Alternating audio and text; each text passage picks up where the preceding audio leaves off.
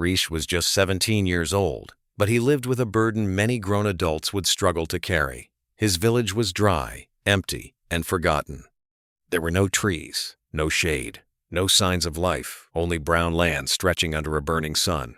Water was scarce, and every day felt like a fight to survive. People didn't talk about growth anymore. They talked about getting through the day. At home, Riche saw that struggle up close. His father sold vegetables in the market, but the soil was so dry that crops barely grew. His mother stayed home, carefully saving every drop of water, as if it were treasure. In a place like that, hope seemed like a luxury. But Riche carried a dream. He wanted to make his village green again. He imagined trees where others saw dust. He imagined life where others saw loss. And instead of inspiring people, his dream made them laugh. The villagers told him it was impossible. Some even believed the land was cursed. Nothing could grow there anymore, they said. Even his own friends mocked him and told him he was wasting his time. But sometimes, the person who changes everything is the one who dares to believe before anyone else does. Riche reached a moment many people know too well, the moment when a dream starts to feel lonely. He was tired, discouraged, and deeply hurt. Day after day, he carried this vision of bringing life back to his village, yet nobody believed in him, not his neighbors, not his friends. And after hearing "it's impossible" enough times, he began asking himself the same painful question: why does no one believe in me? But then his mother gave him something more powerful than money, tools, or advice.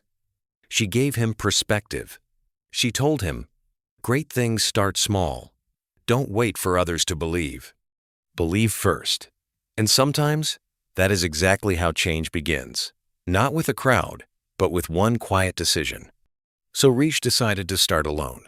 He walked to an unused patch of land at the edge of the village, knelt down on the dry ground, and planted his very first seed, a neem seed. He poured a little water over it, covered it carefully with soil, and chose hope over doubt.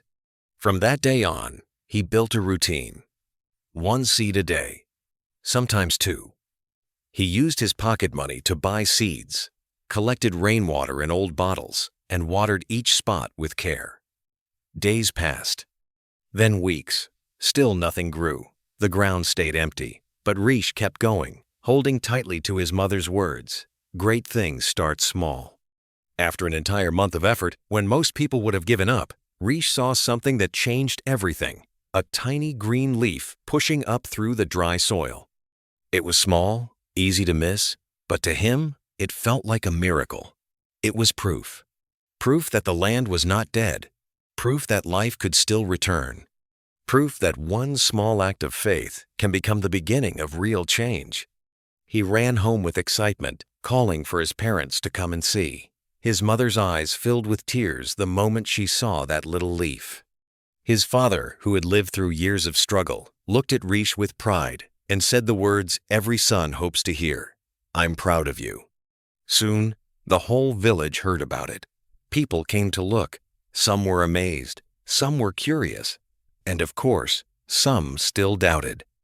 But something important had already shifted. People were paying attention. Then a few children stepped forward and asked if they could help. That was the moment Riche stopped being alone. Together, the 5 of them planted seeds, watered the soil each morning, and even sang as they worked.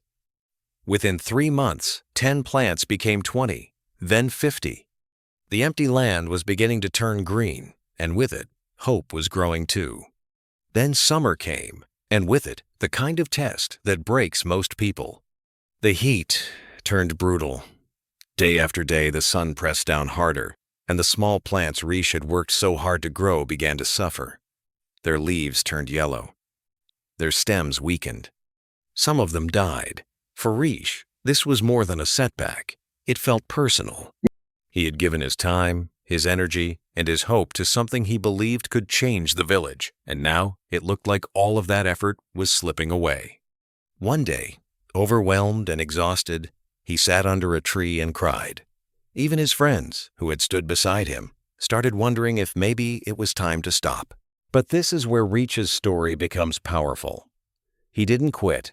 He made a different choice, the choice to learn. Instead of surrendering to failure, he went to the village library and searched for answers. He read about plants, water conservation, mulching, and composting. He studied how dry land could still support life if treated wisely. Then, he came back and changed his approach.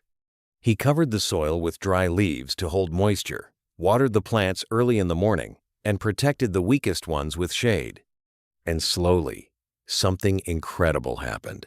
The plants began to survive again, because sometimes the breakthrough doesn't come from working harder, it comes from learning better. A year after Reach planted that very first seed, something remarkable had happened. The dry, forgotten patch of land was no longer empty. It had become a small garden, alive with more than 200 plants. Some were already growing into young trees. Birds began returning. The air felt cooler, and for the first time in a long time, the village could feel the difference between surviving and healing. What started as one boy's impossible dream was now something people could actually see with their own eyes. Even the village head, who once may have doubted him, stepped forward to praise Riche and offer real support, more land, more help, and more belief. That matters, because sometimes people don't support a vision until the results become impossible to ignore. But Riche didn't wait for approval. He created proof. Then, 2 years passed, and that little garden became something much bigger, a growing forest of more than 1,000 trees. Green replaced brown. The temperature dropped a little. Rain began coming more often. The soil improved. Water levels in wells started to rise. Farmers were able to grow more vegetables, and life in the village became better. Riche was no longer just a dreamer. He became a symbol of what persistence can do. Schools invited him to speak. Nearby villages heard his story, and hundreds of others felt inspired to begin planting too. Because real change doesn't stop where it starts. It spreads. 5 years later, Riche was no longer the discouraged boy standing alone on dry, cracked land. At 22, he stood in a village that had been completely transformed. Trees were everywhere. Birds sang in the morning. The air felt alive again. People came from other places to see what had happened. Reporters arrived. TV channels told his story. The village that once symbolized hopelessness had become a symbol of renewal. And yet, what makes Riche truly powerful is not just what he achieved, it is how he talked about it. He stayed humble. He said, "I only planted seeds." He gave credit to nature, to his mother who believed in him first, to his friends who worked beside him, and to the villagers who later joined the mission. Because deep down, Riche understood something many people forget. Success is never built alone. Then one day, a young girl from another dry village asked him for help. Riche smiled and said yes, but he also told her something important. You must plant the first seed yourself. That is the heart of this story. Big change always begins small. One seed becomes one tree. One tree becomes a forest. One person inspires many.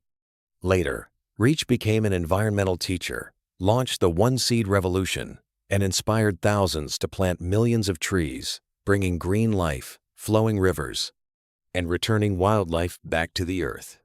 Here's the truth Riche's story leaves with us. Don't wait for perfect conditions, and don't wait for someone else to approve your dream. Life rarely gives you the perfect moment. Most of the time, you have to start where you are, use what you have, and do what you can. That first step may look small. Plant one seed, help one person, learn one new skill, make one phone call, write one page, or begin one project you've been putting off. But small steps are never meaningless. They are how everything begins. Success is not one big dramatic leap. It is 1,000 quiet choices made with courage and consistency. The people who win in life are not always the most gifted. They are the ones who start, stay committed, and keep moving forward. It is always better to try and fail than to spend years wondering what might have happened if you had begun. If this message spoke to your heart, like this video, subscribe to Brain Avenue, and share it with someone who needs hope today. Plant your first seed.